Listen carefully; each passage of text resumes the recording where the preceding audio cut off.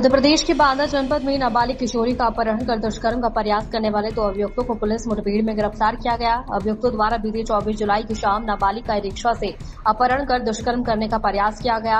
अभियुक्तों की गिरफ्तारी के दौरान हुई पुलिस मुठभेड़ में 2 पुलिसकर्मी घायल हुए। सूझबूझ का परिचय देते हुए पुलिस टीम ने दोनों अभियुक्तों को गिरफ्तार कर लिया है। बता दें कि 24 जुलाई को थाना मरका क्षेत्र के रहने वाली एक नाबालिग बालिका अपने घर से नाराज होकर अपने ननिहाल नरैनी जनपद फतेहपुर जाने के लिए निकली थी। देर रात वह बांदा शहर पहुंची, जहां नरैनी जाने के लिए किशोरी ई रिक्शा में बैठ गई और ई रिक्शा चालक नरेश ने अपने एक अन्य साथी एजाज को बुलाकर किशोरी का अपहरण कर उसके साथ दुष्कर्म करने का प्रयास किया, लेकिन पीड़िता ने किसी तरह से आरोपी के अपना बचाव किया और दोनों आरोपी मौके से फरार हो गए।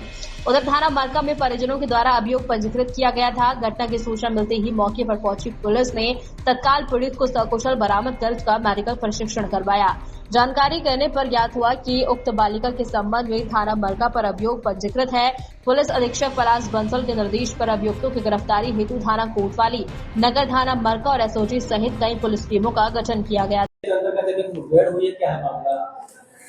जनपद बांदा प्रभारी निरीक्षक कोतवाली नगर जनपद की एसओजी टीम और मरका एसओ के नेतृत्व में आज पुलिस मुठभेड़ में 2 अभियुक्तों को गिरफ्तार किया गया। इसमें एक एजाज है और दूसरा नरेश है। एजाज के बाएं पैर में गोली लगी है मुठभेड़ के दौरान, उसको जिला अस्पताल में भर्ती कराया गया है, उसकी हालत ठीक है। इस गिरफ्तारी और मुठभेड़ के दौरान 2 कांस्टेबल को भी चोटें आई हैं, उनका भी इलाज किया गया, सभी की स्थिति सामान्य है। ये पूरे प्रकरण के संबंध में जो वस्तुस्थिति है वो इस प्रकार से है।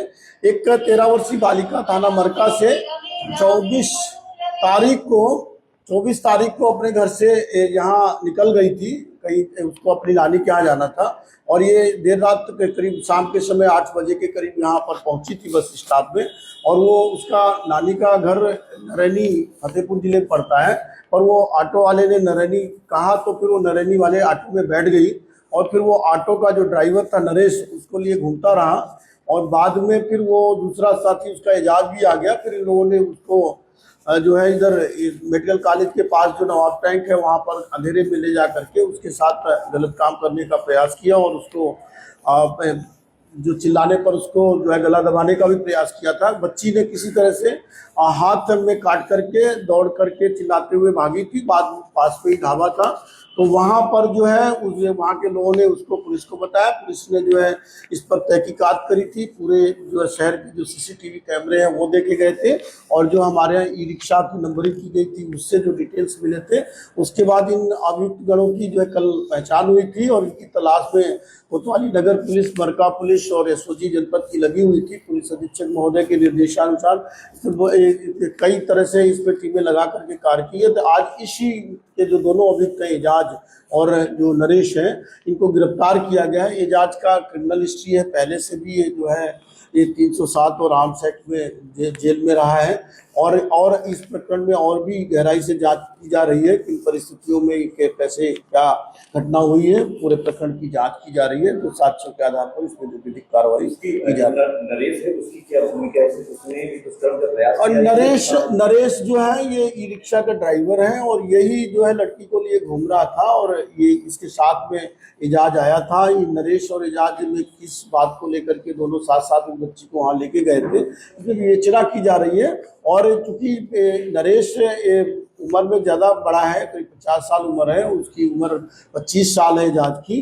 तो नरेश जब छोटी बच्ची उसके साथ में थी, अगर उसे लग रहा था ये बच्ची को भटक रही है तो उसको पुलिस को बताना चाहिए और उसने पुलिस को बताने के बजाय अपने एक साथी को साथ में लेकर के उस सुनसान स्थान पर ले गया। ये सारे प्रकरणों की जांच की जा रही है, जो तथ्य आएंगे उसके आधार पर भी दिक्कत। अभी जो जांच उसमें एजाज में दोषी है, एजाज ने उसके साथ गलत काम करने का प्रयास किया और उसको जो है गला दबाने का प्रयास किया। जब वो चिल्लाने लगी एजाज के हाथ में भी काट के भागी थी और ये जो है जब डर गया ये जो बड़ा वाला था तो ये रिक्शा लेके भागने लगा था।